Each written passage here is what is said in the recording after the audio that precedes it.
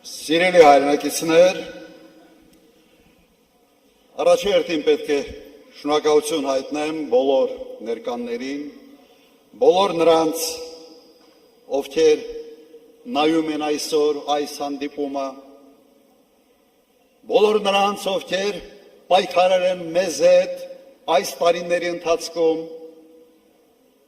ձեր կամքի համար, ձեր պատրաստակամության համար, ձեր հայրենասիրության համար,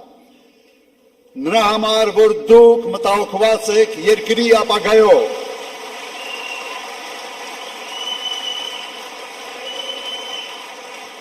մենք շատ հագեցված քարոզարշավ ենք ունեցել, բազմաթիվ հանդիպումներ տարբեր ֆորմատներով, դահլիճային, հանրահավաքներ, ուղղակի շփումներ, տասնյակ հազարավոր մարդկանց հետ շփվել ենք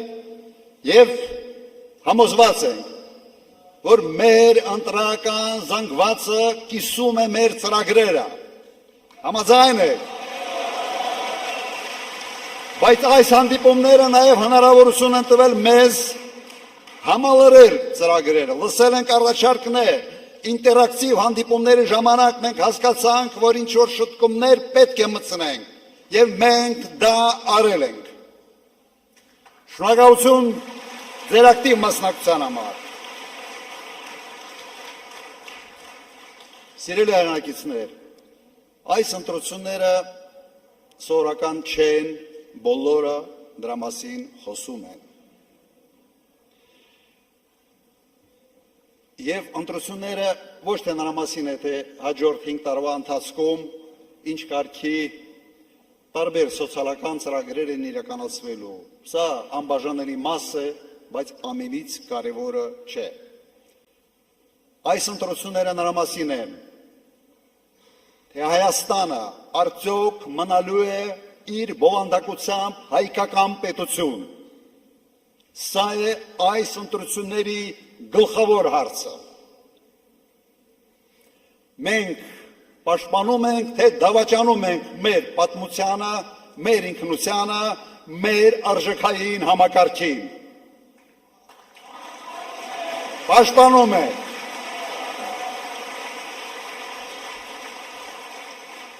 Այս ընտրությունները նրա մասին են, թե մենք պահպանում ենք մեր ինքնիշխանությունը, թե մենք դառնալու ենք թուրքական աշխարհի կցորդ և կատարելու ենք իրենց կամքը։ Ոչ ենք ասում դրան։ Այս ընտրությունները նաև Հայաստանի պատմության մեջ ամենից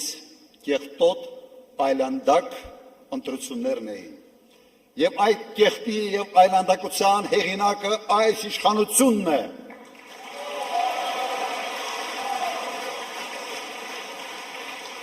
Իրենք թոնավորել են այս ընտրարշավը իրենց թույնով, կեղտոտ բերաններով, կեղտոտ բառապաշարով։ Մենք սա չենք հանդուրժում, սա մեր ոճը չի։ Մենք Հայաստանը պիտի փորձենք մաքուր պահել այդ կարգի կեղտից։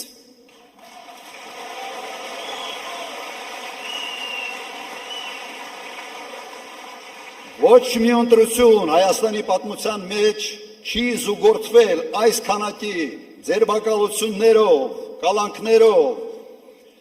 տարբեր կարգի ճնշումներով, ծեծով եւ այլ,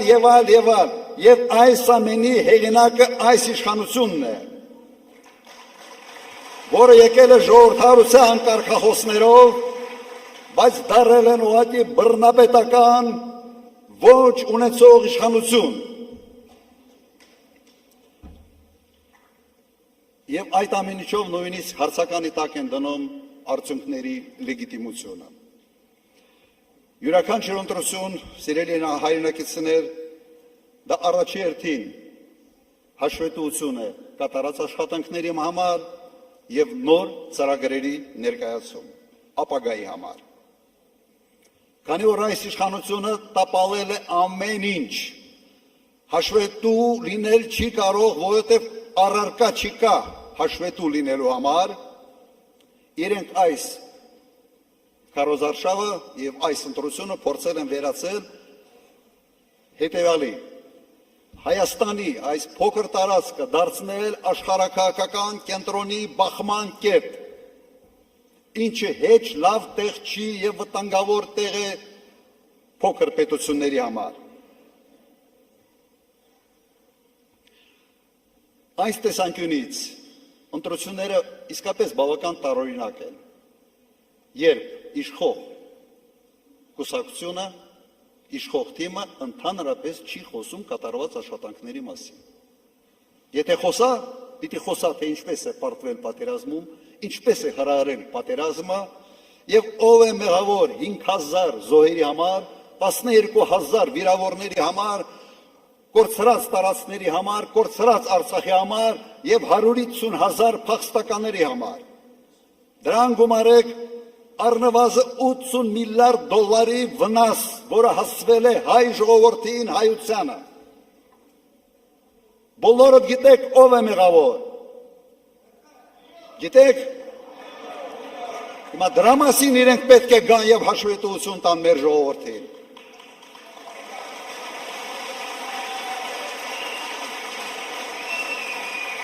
Խոստացել են ժողովրդավարություն, բերել են բռնապետություն։ Խոստացել են կոռուպցիայի դեմ պայքար, գլխավորել են այդ կոռուպցիան։ Խոստացել են սոցիալական արդարություն, աղքատության մակարդակը չի փոխվել։ Երբ կառավարությունը սկսում է խաղալ կրակի հետ, վառվում է, այրվում է ժողովուրդը։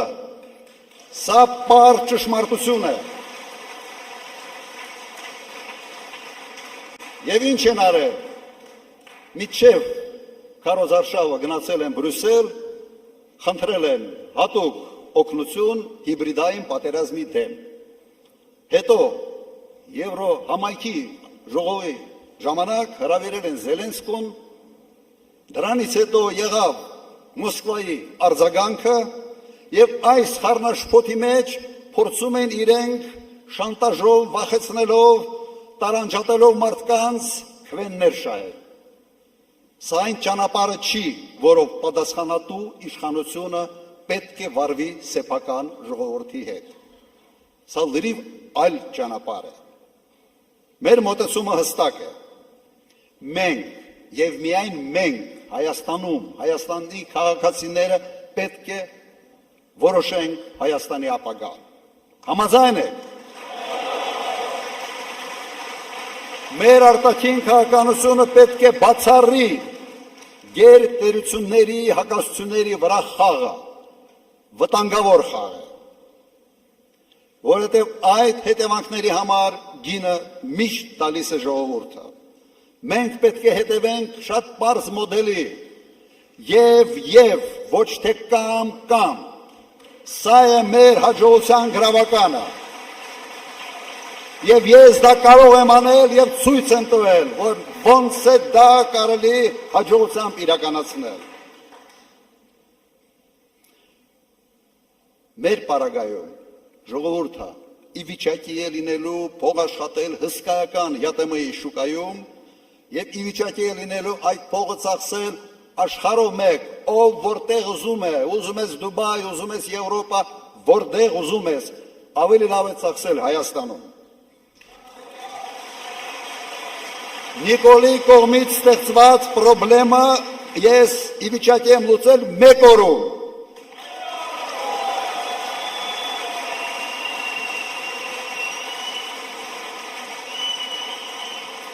Այսպես կոչված բեզվիզը եւս ավելի շուտ կստանանք, քան այս իշխանությունը։ Մի քանի խոսք մեր անվտանգության մասին։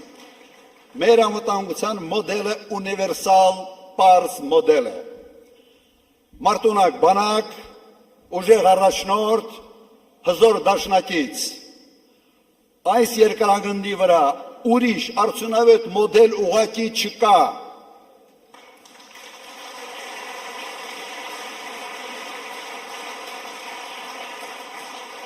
Եվ ես երաշխավորում եմ, որ մենք վերականգնելու ենք հարգանքը Հայաստանի նկատմամբ։ Մենք բացառելու ենք այն կարգավիճակը, որը այսօր ցավոք Հայաստանը ստացել է։ Սա նվաստացնող նիկոլական մոդել է։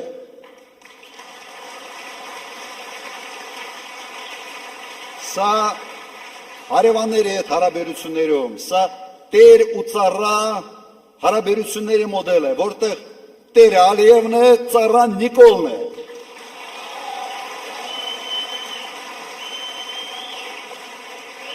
Մենք այս մոդելը բացառում ենք և մերժում ենք։ Մեր ժողովուրդը չի ուզում, որ իրեն կառավարի Ալիևի ծառան։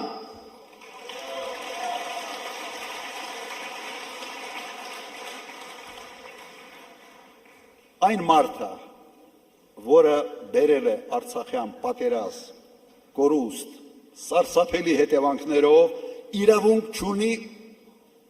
նույնիսկ խաղաղություն բառը օգտագործել։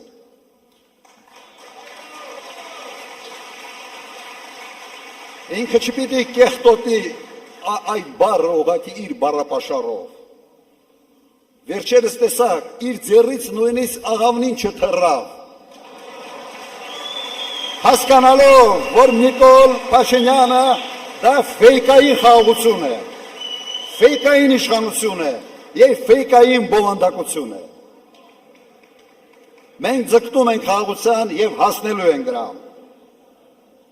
Մենք հասնելու ենք կայուն արժանապատիվ խաղաղությանը։ Եվ իմ նախագահության ժամանակ դա հաջողվել է, անելու եմ ևս մեկ անգամ։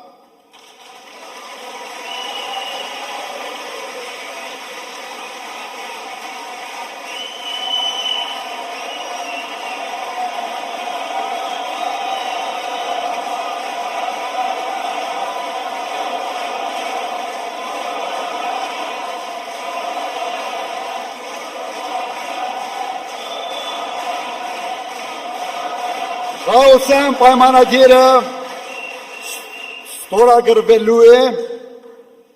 հավելվածներով, որոնցով երաշխավորվելու է այդ խաղաղությունը։ Վստահ եղեք, դա հնարավոր է անել և մենք անելու ենք։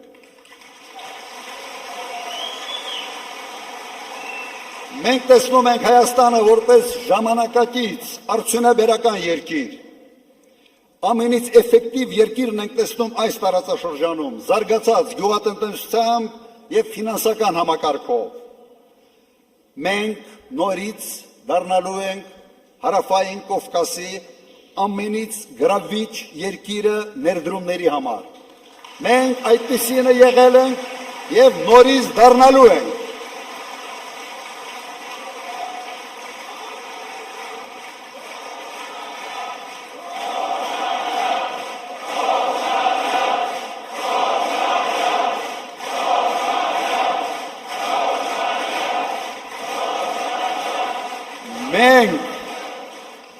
Մենք չենք պայքարելու սեփական պատմության հետ, Արարատի հետ, Արարատ լեռան հետ, ոչ Արարատ Միրզոյան,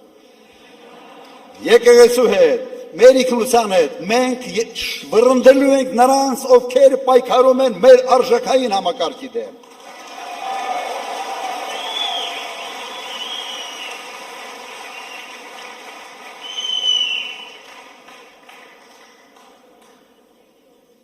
Վստահաբար խոստանում եմ, որ մենք ունենալու ենք ամենից ուժեղ, ամենից կայուն, ամենից հետաքրքիր իր բովանդակությամբ երկիրը Հարավային Կովկասում և երկիր, որը հենված է լինելու ազգային արժեքային համակարգի վրա։ Երկիր, որտեղ քաղաքացին մտահոգված չի լինելու անվտանգային հարցերով, դրանով պետք է զբաղվի իշխանությունը, ոչ թե քաղաքացին։ Երկիր, որտեղ քաղաքացին մշտապես չի պայքարելու ճգնաժամերի դեմ, այդ պայքարը պետք է մղի կառավարությունը և իր քաղաքականության պետք է անի ամեն ինչ, որ ոչ թե երկիրը մեկ ճգնաժամից մտնի մյուս ճգնաժամ, այլ ճգնաժամեր չլինեն ընդհանրապես, հատկապես ներքաղաքական։ Եվ ես մեր թիմի հետ կարող ենք դա անել։ Մենք պետք է կառուցենք այնպիսի երկիր, որտեղ պետական ծառայողը ստիպված չլինելու կատարել ապօրինի հրահանգներ, միայն այն պատճառով, որ իր աշխատանք չկորցնի։ Սա բացառելու է։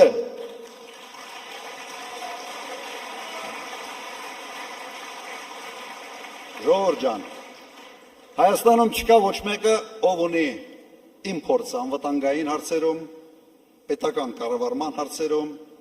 նաև խոշոր բիզնեսում պաշտոնաթողությունից հետո աշխատելու հարցում։ Այդ համակցված փորձը ունիկալ է։ Ես պատրաստ եմ ամբողջությամբ նվիրել այդ փորձը, իմ ժամանակը, իմ ներվերը, իմ ամեն ինչը մեր երկրի հաջողությանը։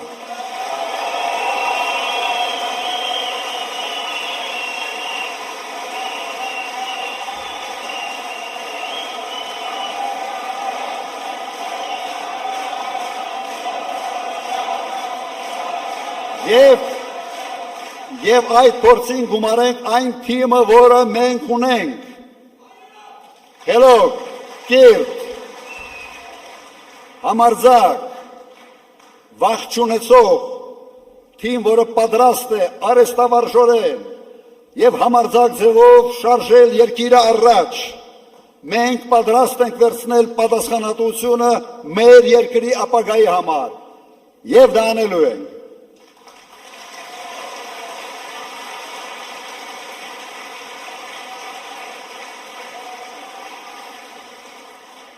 Եվ ինչ ենք ասում մենք, ասում ենք չկա Նիկոլ, չկա պատերազմ, չկա Նիկոլ, չկա քաոս, չկա Նիկոլ, չկա նվաստացում, չկա Նիկոլ, կա խաղաղություն։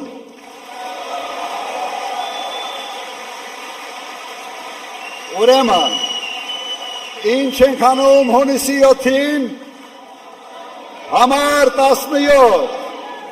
բոլորս միասին, հունիսի 7, համար 17, հունիսի 7, համար 17, հունիսի 7, համար 17, բրավո, դեր ծավոտան, ունակացություն,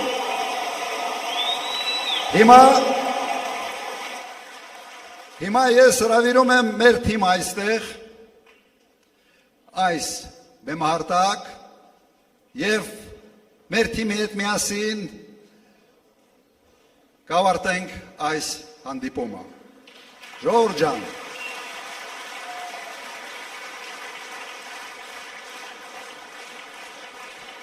միջև թիմը գա այստեղ,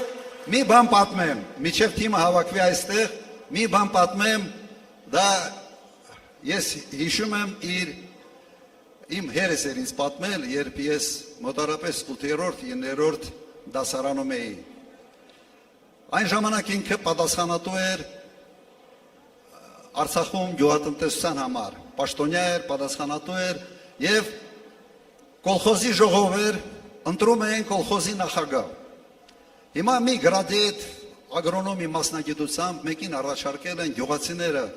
քննարկում են ընտրեն, չընտրեն, ինքը փորձում է ծրագրեր ներկայացնել և հայտնում է մեկը, որը ինքը իրեն թեկնածությունն է առաջարկում։ Այդ գյուղի ամենից անգրագետը։ Հին տարիներն էին կարդալ զորով գիտի, մի 2-3 դասարանի կրթություն ուներ։ Հիմա գյուղով մեկ փորձում են այդ մարդու համոզել, ասեն, լսի, ստե կրթությունը պետք, ագրոնոմիա կա, պիտի հասկանաս եւ այլ Գլուխը չի մտնում, վերջում գիտեք իր ամենից մեծ համոզիչ արգումենտը որն է։ Ասում է ինչ է, վախենում եք Վիլիսից ընկնեմ։ Ուրեմն այդ մարդու պատկերացման մեջ կոլխոզի նախագահի գործը Վիլիսով ֆրֆռալն էր։ Նույնն է այսօր Նիկոլ Փաշինյանի եւ իր թիմի պատկերացումը պետական կառավարման մասին։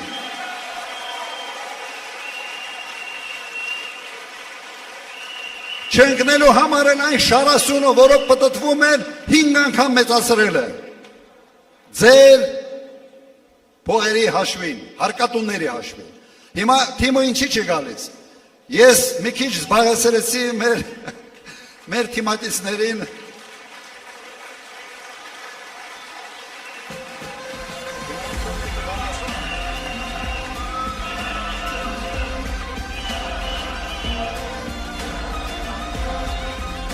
Բոլորս ոտնկանց եւս մեկ անգամ։ Հունիսի 7 համար 17, հունիսի 7 համար 17, հունիսի 7 համար 17։ Շնորհակալություն։